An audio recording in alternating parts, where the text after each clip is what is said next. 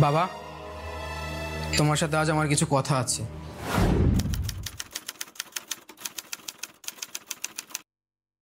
বলো। টাকা চাই?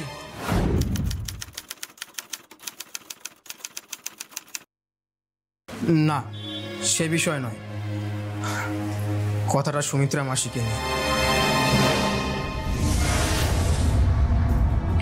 সুমিত্রাকে নিয়ে আবার কি কথা? দেখো বাবা, মা মারা যাওয়ার পর ছোটবেলা থেকে সুমিত্রা মাসি নিজের ছেলের মতো আমাকে দেখাশোনা করছে। বলতে পারো একদিক দিয়ে সুমিত্রা মাসি আমার মা হারানোর যন্ত্রণাটা অনেকটাই কমিয়ে দিয়েছে। সে ঠিক আছে, তাহলে? আর রাজু দাদাও নিজের ভাইয়ের মতো আমাকে ভালোবাসে। আমি বুঝতে পারছি না তুমি কেন আমাকে এই কথাগুলো বলছো। বলছি কারণ আজ আমি জানতে চাই একটা সত্যি কথা। কি সত্যি জানতে চাও? সুমিত্রা মাসির সঙ্গে তোমার সম্পর্কটা ঠিক কিরকম? মানে? দেখো বাবা, আমি অনেকদিন ধরেই দেখছি সুমিত্রা মাসি আমার মতো তোমারও যথেষ্ট খেয়াল রাখে, আর তুমিও সুমিত্রা মাসির সঙ্গে এদিক ওদিক ঘুরতে যাও। এসবের মানে কি বাবা? সেই কৈফিয়ত আমি তোমাকে দিতে রাজি নই। আর তুমি ভুলে যাচ্ছ তুমি তোমার বাবার সঙ্গে কথা বলছো। আমি ভুলছি না, আর আমি এটাও ভুলছি না যে তুমি আমার বাবা। তুমি কি বলতে চাইছো আমার একটু পরিষ্কার করে বলবে? আমাকে তোমার সঙ্গে এইভাবে কথা বলতে ভালো লাগছে না। ভালো না লাগলে তোমাকে আজ বলতে হবে বাবা। আমার মা নেই আমি জানি, আর সুমিত্রা মাসির প্রয়োজনীয়তা তোমার জীবনে কতটা সেটাও আমি বুঝি। তাই আমি বলি কি, তুমি সুমিত্রা মাসিকে বাড়িতে নিয়ে এসো। তা সম্ভব না। ভুলে যেও না আমি বিপত্নিক, আর সুমিত্রাও বিধবা। তাই আমরা একসাথে থাকলে লোকে নানা কথা বলবে। সে তো এখনো বলছে বাবা, তাই আজ আমি এই কথাগুলো বলছি। আমার ভালো লাগে না পাড়ার লোক, বন্ধু বান্ধব সবার মধ্যে সুমিত্রা মাসি আর তোমাদের এই সম্পর্কটা নিয়ে কথা হোক। তাই আমি চাই তুমি সুমিত্রা মাসিকে এই বাড়িতে নিয়ে এসো, নিয়ে এসে আমার মায়ের মর্যাদা দাও। অসম্ভব। তুই পাগল নাকি? আমি এখন এই বয়সে? কেন বাবা? এতে তো কিছু খারাপ নেই। হ্যাঁ, মানছি আমাদের মফস্বল এলাকায় এসবের চল একটু আধটু কম, কিন্তু শহর এলাকায় তোমার মতো লোক এখনো বিয়ে করে বাবা। তাই তাই তুমি যদি সুমিত্রা মাসিকে এই বাড়িতে নিয়ে এসো, তাহলে সুমিত্রা মাসির ওপর কেউ আঙুলও তুলতে পারবে না। তাই আমি বলি কি বাবা, তুমি আমার কথাটা শোনো, তুমি তো অমত করো না প্লিজ। তুমি জানো তুমি কি বলছো? হ্যাঁ আমি জানি, আমি সব ভেবেচিন্তে সিদ্ধান্তটা নিয়েছি। দেখো, সুমিত্রা মাসিরও কেউ নেই, রাজু দাদারও বাবা নেই, আর আমারও মা নেই। তাই তুমি যদি সুমিত্রা মাসিকে এই বাড়িতে নিয়ে এসো, আর আমাদের পরিবার দুটো যদি এক হয়ে যায়, তাহলে আমিও মা পাবো আর রাজু দাদাও বাবা পাবে। আর বাবার স্নেহ পেয়ে হয়তো রাজু দাদাও বদলে যাবে। তুমি সত্যি চাও আমি সুমিত্রাকে? হ্যাঁ বাবা, হ্যাঁ, আমি সত্যি চাই যে তুমি সুমিত্রা মাসিকে এ বাড়িতে আমার মায়ের মর্যাদা দিয়ে নিয়ে এসো, ব্যাস। আমি ভেবেছিলাম তুমি হয়তো মত দেবে না, আর তুমি যখন নিজে থেকেই বলছো। এতে তো না মানার কিছু নেই বাবা। এমনটা হলে আমি, তুমি, রাজু দাদা, সুমিত্রা মাসি সবাই খুব ভালোই থাকবো। আমি ভেবে দেখছি, কিন্তু তুমি যেটা বললে সেটা সত্যি মন থেকে মেনে নিতে পারবে তো? হ্যাঁ বাবা, হ্যাঁ, আমি সত্যি মন থেকে মেনে নিতে পারবো, এতে কোনো অসুবিধা নেই। ঠিক আছে। বর্ধমানের নয়নকাড়া গ্রামের নারায়ণ সাহার বাড়ির পরিবেশটা সহজ সরল ছিল প্রথম থেকেই।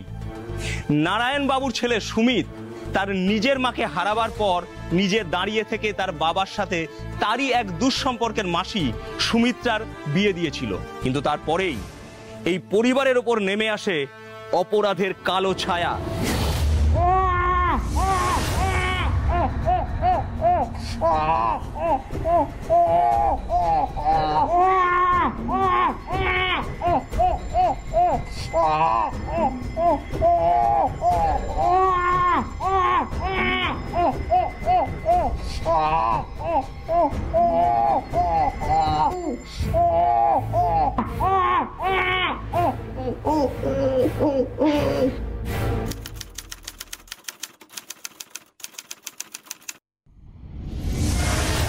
সুমিত, এ কি অবস্থা তোর? এই অবস্থা হলোটা কি করে?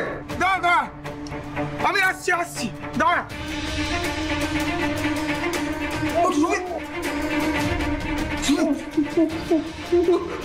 দিনু কাকা, আমার বাবা আর সুমিত্রা মাসি, বাঁচাও। নারায়ণদার কি হয়েছে? কোথায় ওরা? আর তুই এইভাবে আটকা বললি কি করে? ডাকাত ডাকাত ডাকাত? তোদের বাড়িতে কাল রাত্রে ডাকাতি হয়েছে? ওরা আমাকে বেঁধে পিচ মারা করে এখানে ফেলে ওরা বাবা আর সুমিত্রা মাসির ঘরে গেছিল। চল চল চল, উঠ, উঠ, উঠ, উঠ, উঠ, চল।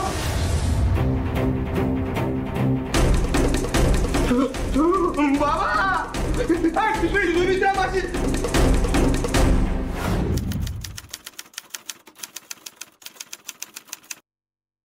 না না, এটা পুলিশকে এভাবে ঢোকা ঠিক হবে না। না, একদম চুপ না, চুপ না। আমি থানায় খবর দিচ্ছি। তুই এখানে বস বাবা, তুই বস। বাবা,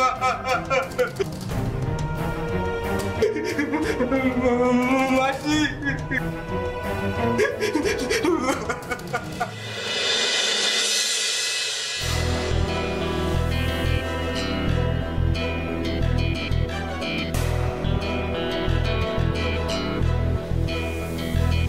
আমি লোকাল থানার এসআই, আর গাড়িটা আমাদের ওসি সাহেব আছে। এখান থেকেই থানায় ফোন গেছিল তো। নমস্কার ম্যাডাম, ফোনটা আমি করেছিলাম। কালকেই রাত্রিরে এই বাড়িতে একটা ডাকাতি হয়ে গেছে। ডাকাতরা বাড়ির মালিক নারায়ণ শাহ, তার দ্বিতীয় পক্ষের স্ত্রী সুমিত্রা শাহকে মেরে ফেলে বাড়ির যা জিনিসপত্র ছিল সব লুট করে নিয়ে চলে গেছে। আচ্ছা, ও যে সিঁড়িতে যে বসে আছে, ও কি এই বাড়ির কেউ? হ্যাঁ, নারায়ণ শাহের ছেলে সুমিত। ডাকাতরা ওকে পিচ মোড়া করে বেঁধে তা ঘরের মধ্যে বন্ধ করে রেখে দেয়। আমি সকালে এসে দেখি, তারপর আপনাদেরকে ফোন করি। ঠিক আছে গুপ্ত, বডিগুলো কোথায় আছে তুমি জানো? ইয়েস ম্যাডাম, ওই যে ভেতরে। চলো।